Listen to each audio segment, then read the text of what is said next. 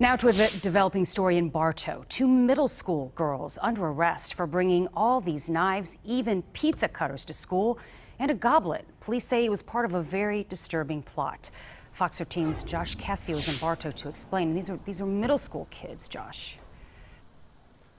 Yeah, Linda, I stood during that press conference today barely believing my ears. The details are that horrific. This went beyond just posting threats online, which of course is bad enough. Police say these two girls were ready, willing, and about to commit this really heinous attack on fellow students at this school here, Bartow Middle School. They wanted to stab and kill as many fellow students as they could. They wanted at least one, but their goal, according to police, was to kill between 15 and 25 kids. They were going to wait in the bathroom and stab and dismember smaller kids so those smaller kids wouldn't fight back as much.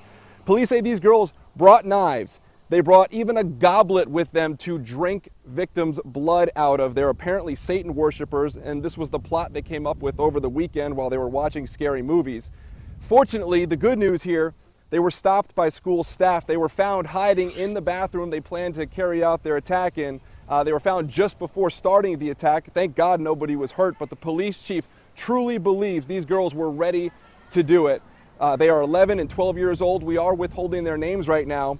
We do know police and fellow students, parents and fellow students, have been warned and told about this plot. In fact, we talked to a parent who actually took her kid out of school today because of this. Here's more from the police chief. I believe at this point, based on the interviews, these girls are very close friends. They obviously live fairly close to one another. They spent the weekend prior to this school week together, which is when they decided to sit down and come up with this plot to do what they were planning to do. So I think it was a partnership. I think it's 50-50 if you want to know the truth.